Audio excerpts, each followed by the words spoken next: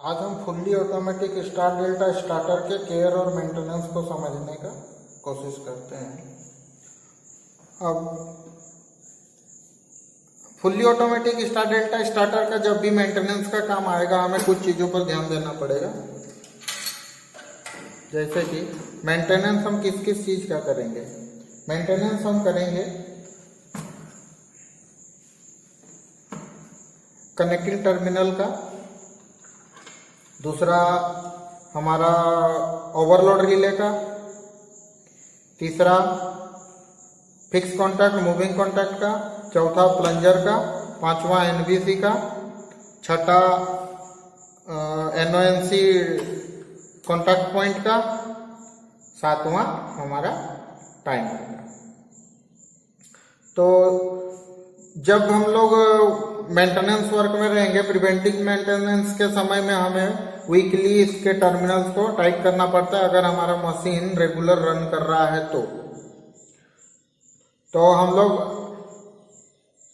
कोई भी वीकली किसी एक दिन में हम इन टर्मिनलों को चेक करेंगे ये लूज तो नहीं हो रहा है। क्या होता है कि जब प्लिंथ वाइब्रेशन करता है तो उस कंडीशन में ये टर्मिनल्स थोड़े से लूज हो जाते हैं जो आगे चल के हीट जनरेट करने का कारण बनते हैं और इसी के चलते मशीन पर वोल्टेज भी फ्लक्चुएट होता है।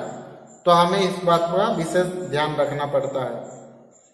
दूसरा, जब भी हम लोग स्टार्टर ऑन या जब इस पर काम करना शुरू करेंगे तो हमें इसके ओवरलोड की सेटिंग पर विशेष ध्यान देना पड़ता है। क्या होता है, प्रैक्टिकल के दौरान ओवरलोड के सेटिंग को बच्चे छेड़ देते हैं, तो हम अगर इस पर ध्यान नहीं रखेंगे तो आगे चलकर कभी भी जब ऑन करेंगे मशीन को तो फिर ये दुर्घटना का कारण बन सकता है। तो हम इस पर भी विशेष ध्यान रखना पड़ेगा। अब नेक्स्ट है हमारा फिक्स कॉन्टैक्ट और मूविंग कॉन्टैक्ट। तो फिक्स कॉन्टैक्ट और मूविंग कॉन्टैक्ट का जो प्रॉब्लम आता है उसके कारण स्टैकिंग होता है कॉन्टैक्टर में और चैटरिंग होता है। तो स्टैकिंग और चैटरिंग से बचने के लिए हम क्या काम करेंगे, पहले प्लंजर को खोल लेंगे, प्लंजर को हम खोल लेंगे। उसके बाद हम चेक करेंगे इसके जो मूविंग कॉन्टैक्ट हैं, अगर ये स्टेक हो रहा है तो मूविंग कॉन्टैक्ट में यहाँ पर जैसे कि टिप्स में आप देख पा रहे हैं ये दाग आ गया है और ये कोरोजन इफेक्ट है, तो हम इसको सैंड पेपर से साफ कर लेंगे। अगर हमारे पास सेम मॉडल का कॉन्टैक्टर यूज कर रहे हैं तो अगर ML4 ML5 यूज करेंगे एलएनटी मैक का तो उसके लिए हमें सैंड पेपर थोड़ा सा ज्यादा खुरदुरा लेना पड़ता है या फिर हम लोग स्मूथ फाइल का भी यूज करते हैं। तो हम इसको साफ कर देंगे। ठीक उसी प्रकार हमारे फिक्स कॉन्टैक्ट को भी देख लेंगे, इसके टिप पर स्टैकिंग के कारण वो कार्बनाइज तो नहीं हुआ है, अगर हो गया तो उसको भी घिस के साफ कर देंगे। अब दूसरी बारी आती है चैटरिंग का। मशीन कॉन्टैक्टर चैटरिंग तब करेगा जब इसमें वोल्टेज प्योर नहीं मिल रहा हो या फिर इसका जो हमारा प्लंजर के आर्म है वो इसके साथ सही से कोर को चिपक नहीं रहा हो। तो ये दो कारण से हो सकता है, या तो इसका प्लेसमेंट गड़बड़ाया हो सकता है या फिर इसमें मॉइस्चर के कारण जंग लग गया होता। तो जंग लगने की स्थिति में हम इसको साफ कर लेते हैं। वही सेम प्रोसेस है हमारा साफ करने का, इसको सैंड पेपर से घिस के जंग हटाने का प्रयास करते हैं। और हम लोग क्लीनर यूज करते हैं, सीटीसी वगैरह। नेक्स्ट है हमारा एनवीसी। एनवीसी में प्रॉब्लम ये आता है कि कभी कभी क्या हो रहा है, पूरा सर्किट ओके होने के बाद भी हमारा कोई एक कॉन्ट्रैक्टर या दो कॉन्ट्रैक्टर ऑन नहीं हो पा रहे। तो कहने का अर्थ ये है कि उस समय हमें चेक करना पड़ेगा कि हमारा एनवीसी सही काम कर रहा है कि नहीं। तो एनवीसी क्या होता है, कभी कभी रफ हैंडल करते समय, सर्किट बनाते समय, इसका कंट्रोल करते समय हमारा ये जो टर्मिनल होते हैं ये खराब हो जाते हैं। तो उस समय हमें मल्टीमीटर या सीरीज टेस्ट लेंस से चेक करना पड़ेगा इसका कंटिन्यूटी सही बता रहा है कि नहीं। अगर कंटिन्यूटी सही नहीं बता रहा है तो हम इसको रिप्लेस कर देंगे, मार्केट में ये अवेलेबल होता है। अगर नहीं तो फिर हमें उसी गेज का, अगर हमारे पास सुपर एनमल तार है तो हम इसका रिवाइंड करेंगे। हमारे पास नेक्स्ट कभी भी ऐसा वाला प्रोजेक्ट आए कि हमें इसका रिवाइंड करना पड़े तो इसका वीडियो हम लोग जरूर बना के अपलोड करेंगे। नेक्स्ट है हमारा रिवाइंडिंग होने के बाद इसको हम लोग फिक्स कर लेंगे। अब इसको रिप्लेस करने के लिए हम क्या काम करते हैं, ये जो हमारा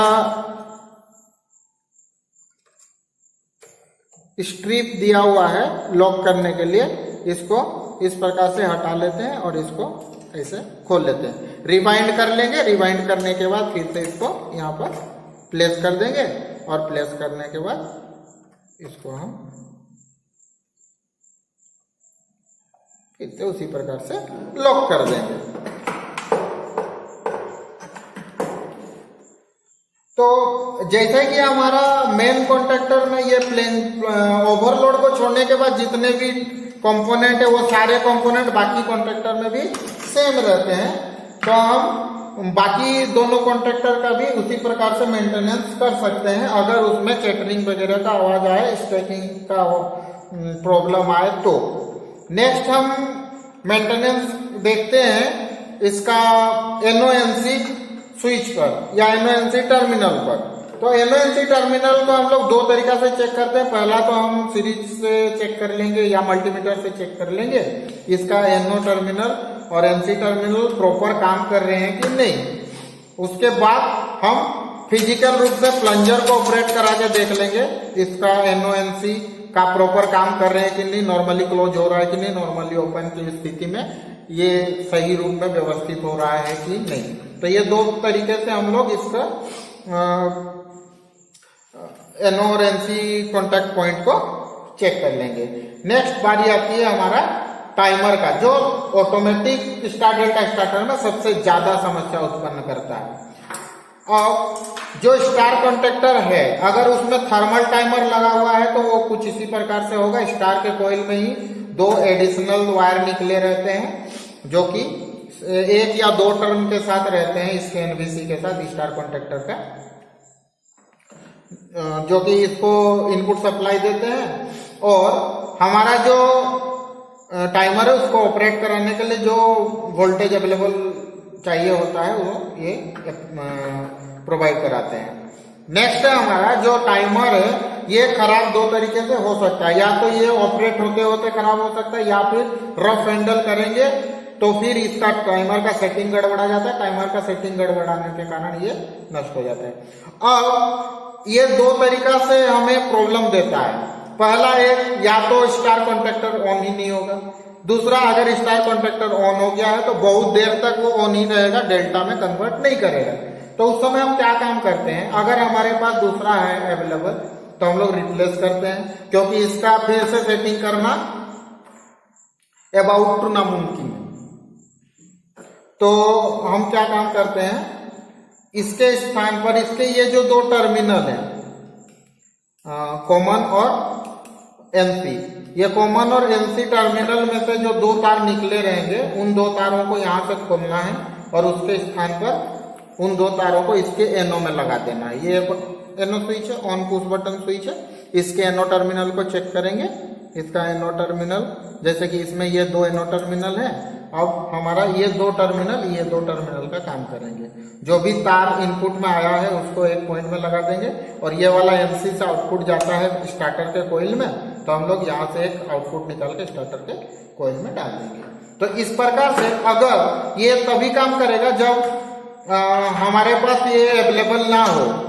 अगर अवेलेबल है तो हम रिप्लेस करेंगे, अगर नहीं है तो क्विक ऑपरेशन के लिए हम लोग उसके स्थान पर एक एनओ स्विच का यूज करेंगे। तो उस समय क्या हो जाएगा, हमारा ये जो fully automatic star delta starter है वो semi automatic star delta starter के जैसा काम करेगा। उसका ऑपरेशन कुछ इस प्रकार से होता है, जैसे पूरा सर्किट कंप्लीट करने के बाद मेन स्विच को ऑन करेंगे। मेन स्विच को ऑन करने के बाद इस ऑन पुश बटन को प्रेस करके रखेंगे और इसके स्टार्ट पुश बटन को दबा देंगे। अब मशीन स्टार में रन करेगा। जैसे ही हमें लगा कि मशीन अपना रेटेड स्पीड पा लिया है तो फिर हम इसको छोड़ देंगे और मशीन डेल्टा में शिफ्ट हो जाएगा। ध्यान रखने वाली बात यह है कि उस समय इस प्रकार का जो स्टार्टर है इसको हम लोग ऑटोमेटिक स्टार्ट डेल्टा स्टार्टर नहीं बोल सकते, वो सेमी ऑटोमेटिक हो जाएगा due to this NONC switch.